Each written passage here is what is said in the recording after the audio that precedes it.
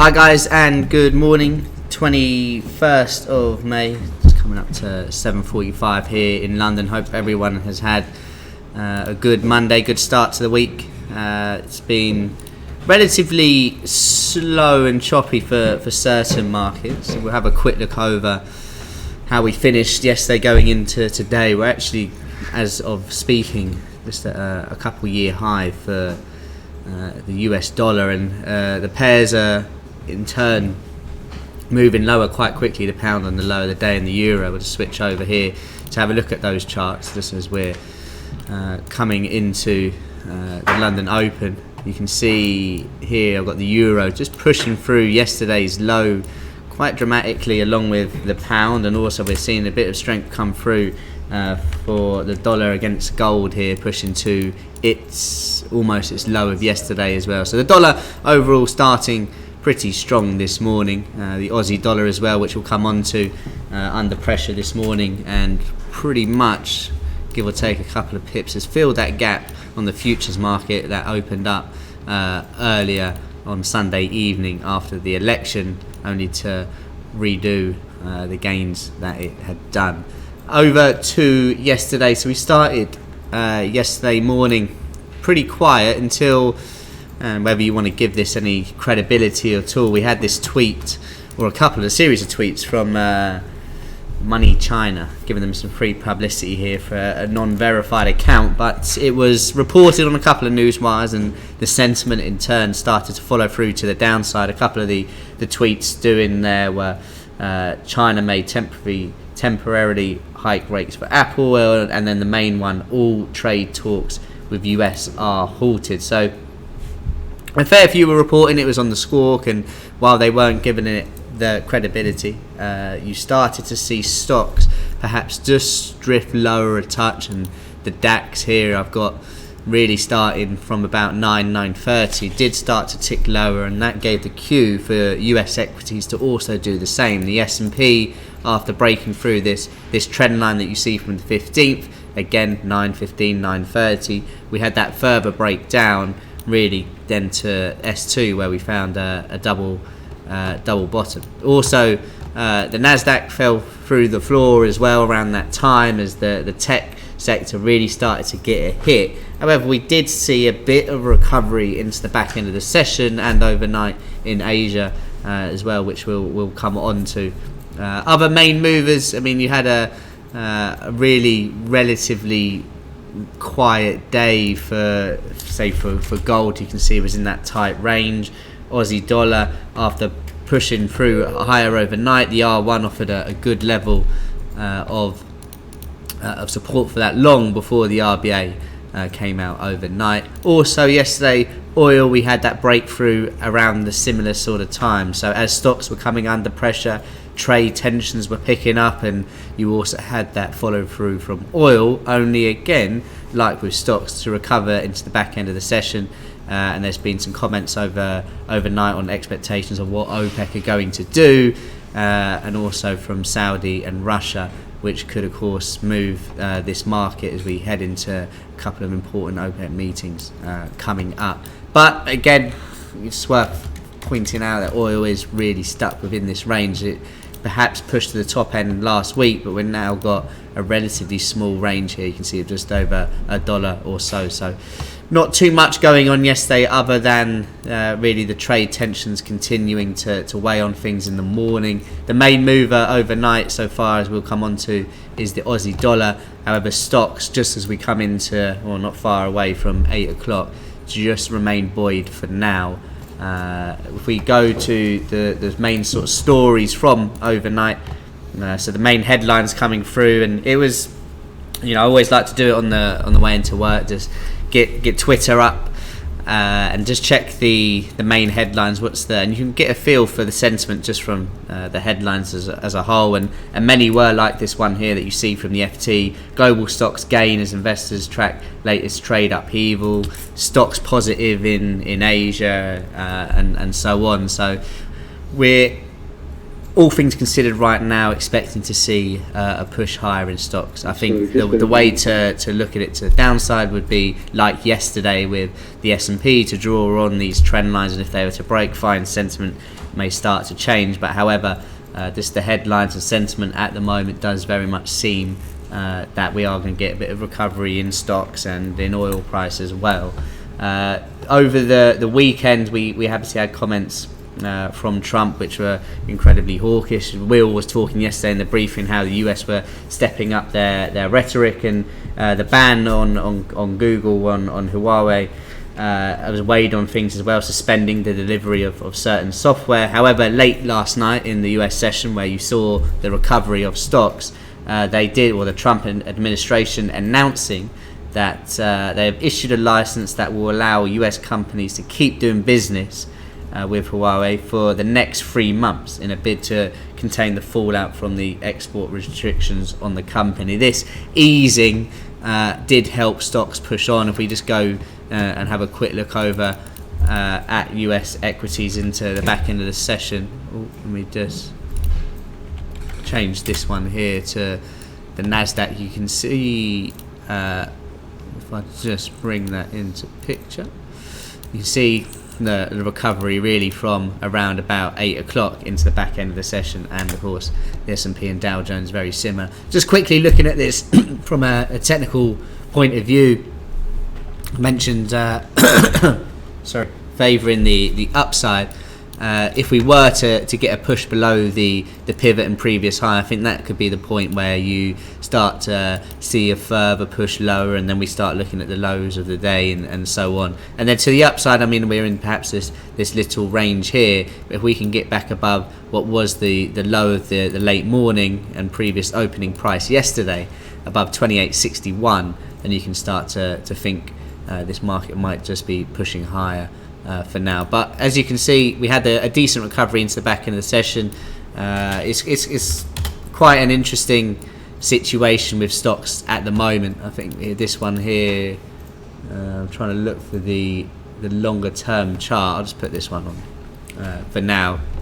Hasn't got the diagrams like usual, but you can see from the double top, if you like, or the previous all-time high that we had back in October, September. We had a little breakthrough early May, only to drift lower. And I saw quite an interesting tweet on Friday, and you can see here that 5.5% move lower on futures, and it was saying, you ask for a dip, you ask for a correction to get in to buy, and then it gets there and you bottle it.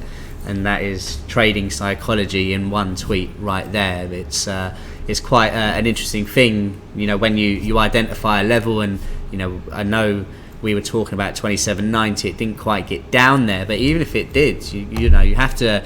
It feels at the time be pretty brave to get in. I mean, look, if right now you could identify, this point in the market here where you had the low of the 8th of March, 27.21. Oh, I would love stocks to be there right now. What a buying opportunity it would be. But if price gets down there, and it gets down there pretty quickly. Obviously, you can understand people perhaps not wanting to get into that market. But yeah, having a look at stocks, obviously with the trade headlines coming out more frequently now than in quite some time, it's a tricky one to predict overall where this market goes. Have we seen the low around 2800 with everything that's gone on? I was speaking to Tommaso yesterday, and he was saying with the delay of the trade talks, with this negative sentiment picking up day by day from Donald Trump becoming very hawkish on the matter, if it can't even break 2800, is this actually perhaps a time where we now do start to see the push higher in S&P, as we've got it on the chart, back towards 3000? I don't know if that's right yet. I wouldn't be too surprised to see, like with oil, as I was saying yesterday in the strategy report, that we do drift lower to then have a final push. I think Trump people give Trump credit now. I think they appreciate, he knows to an extent what he is doing, and he is clever enough to know that if he's running for 2020, which it appears that he is, he needs stock markets on those all-time highs, and he's got to time that as well. The last thing he would want is, and I know Ant was mentioning this last week, last thing he would want is price to keep going and going, and we be at 3,000, 3,100 now, and price has to start correcting, and that being the main for of when he is running for the election. So I think he's going to time it. He's obviously over the last couple of months started to pick up his hawkish rhetoric on the price of oil as well. And if I just actually analog overlay the oil market here, and you can see, I'll just change the colours quickly. Analog. Let me just change it to make it clearer for you guys to see. So yeah, with him picking up this rhetoric on oil, and you can see just how correlated. I know I talk about this a lot, but you can see those highs in October, the low Boxing Day, and the recovery since then. However, you perhaps got this key from oil that we were starting to come back down lower in US equities. It took a couple more days for US to do that, but with Trump picking it up, you can understand why stocks are also just starting to slow a bit. However, overnight with OPEC almost putting the two fingers up to Trump again, you have seen we're coming to the top end of this range for oil. Now if that was to keep going and oil was to say break $64, $65, well then you suddenly look at S&P back towards the highs as well. On this point with oil and equities, Trump has seen, how negative, if we go back to September, October, negative headlines influence the stock market. He's seen how positive trade comments also boost price, but also what he's been doing in this recovery, which has been stronger for equities than it has been with oil. He's also attacked the Fed, and in turn they've become pretty dovish as well. So even in an ideal world for Trump, he would have stocks all-time highs into the election, and he would have oil price a bit lower. Really, the only way to do that would be to have an ultra dovish Fed, where the stock market, borrowing costs lower for longer, would keep pushing higher. However, I'm not too sure that can happen, although Trump will obviously do his best for that. Speaking of oil, we just go back to the headlines here. We had a bit of a rebound, as mentioned, overnight for oil price in a relatively choppy session, it has to be said. And I think for oil over the last couple of weeks, it's been in such a tight range. Predicting where it's going to go medium term has been pretty hard. And before we come back to this story, I've got a couple of old charts. Here's one I made earlier. Here's a couple of old charts just of the most recent range, and this is from May here, where the mouse is. You can see it's just a $3 range, and for oil over a period of over a couple of weeks, really, before we potentially tried to break out of it last Friday. You can see just how choppy that has been. We are, like we said, at the top, so some positive, or for the price of oil anyway, comments out overnight have helped buoy things. But yeah, it's an interesting one for the price of oil, especially given the correlation with equities. Those comments, and we can have a quick run through here. It's you had on the side of Saudi, they were saying how they were happy to. If I just bring this in, before that, you can see the 40%. Actually, this is a good point here. Just having a look at oil price going from that December low. The recovery has been fantastic up to where we are now on the futures from that December low. 49%. The high was a 50% move in a matter of just over a quarter. Such a decent push higher. You could absolutely expect a recovery, and Trump has been kicking off really going back to the middle of March, where he's saying oil price is too high and all of this kind of stuff anyway. At the weekend meeting, I didn't have the charts on there. There you can see the push higher around 50% to where we're trading now. That high from the year, 57% as well. Back to the headline. The weekend's meeting of ministers in Saudi Arabia and other nations signal they prefer extending the production cut agreement until year end. We need to stay the course, and to do that for weeks and months to come. Obviously, this would be bullish, and the two fingers up to Trump and the continuation of status quo for now, rather than increasing supply, which Russia did say they were happy to, or they're ready to consider easing cuts if the market needs more crude. However, Russia would comply with any agreed output limit in the second half of 2019. Now, there was a couple of comments actually out just before I did the briefing, which I'll have to look into and I'll post into the chat, about the next OPEC meeting being delayed again. We previously had a delay not long ago, as they wanted to see the implications of the Venezuela situation.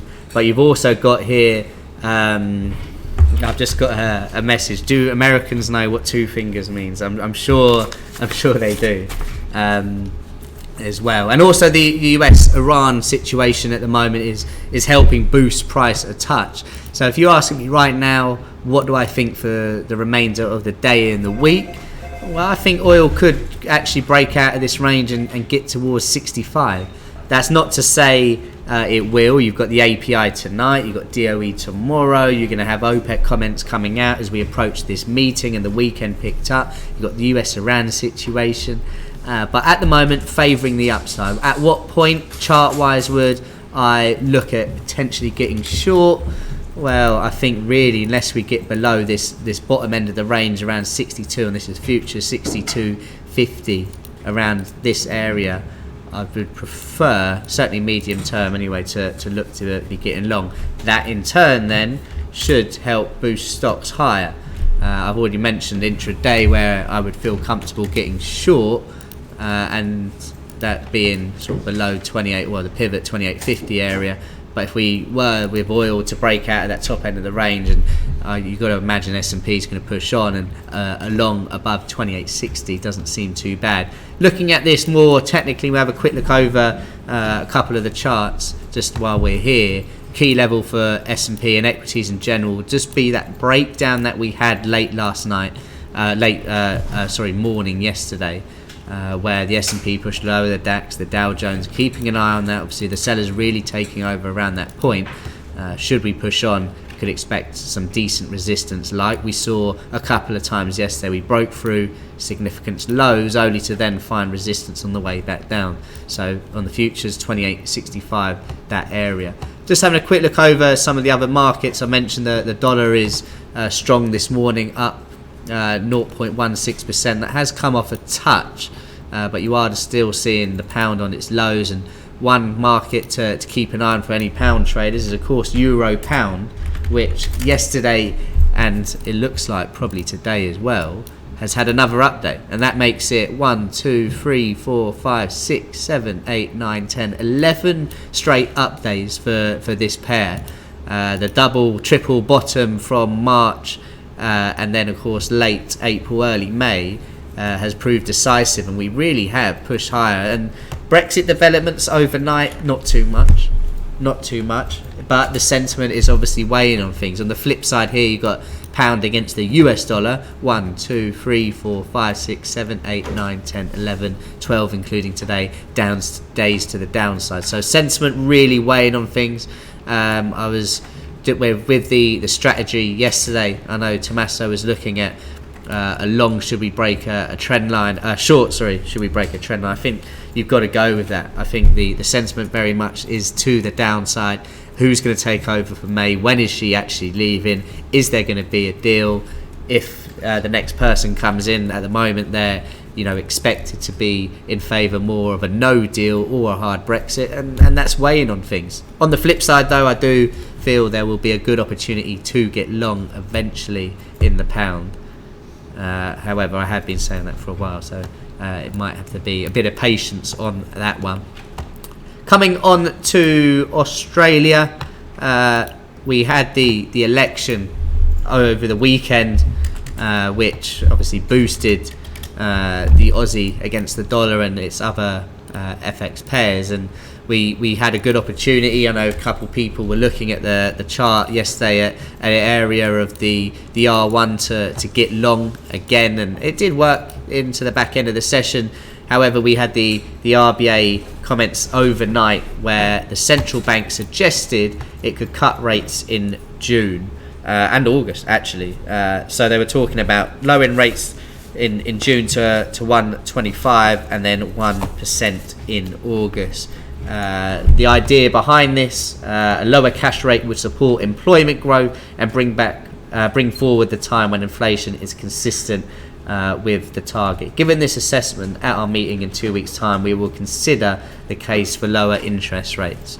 It takes me back, these kind of comments, to one of the simulations we run with the career program and internship of the portfolio manager simulation from 2011, when the ECB was signalling they're going to raise rates, and regardless what the Aussie do, by then it's going to be priced in that they are going to lower. So if they don't, there'll be obviously a good opportunity for that long, and if they do in line, well, the limited reaction will be there, and it will come down to the comments from that meeting and the minutes that really drive price as well.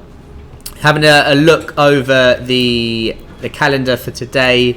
Yesterday was relatively quiet. You did have some speakers out, Powell not really doing too much, moving things overnight, but again today it's relatively quiet in the morning. So looking at the follow through overnight, favouring stocks to push on unless those support levels were to go.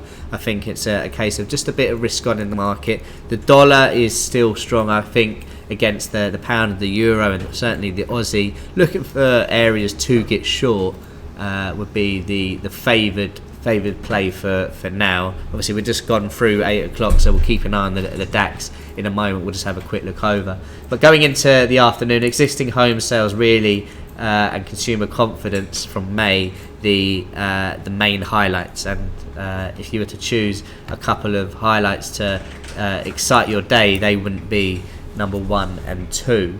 Speaker wise, you can see we do have a fair bit this morning. Carney speaking at 9:30, so one to keep an eye on for any pound traders. Also got a couple of ECB speak as well before Fed's Evans in the afternoon and Rosengren to finish off at 5 p.m. As well. Just having a quick look over the DAX just to see how we are trading on the increase in volume. Relatively choppy for now. This is what I'm talking about though, with the those trend lines. Worth having these on, especially in equities early morning, just to see, are we respecting them? You can see to an extent we are here, going from that back end of yesterday's session. If that was to go, well, like yesterday morning, you might get a follow through. However, I think just with sentiment from this morning favouring the upside, just be a bit careful about getting too aggressively short without the indication that we are going to push lower. Any questions as usual, guys, please do let me know. Relatively quiet start to the morning from a data point of view, but any questions, please do let me know, and I hope you all have a great trading day.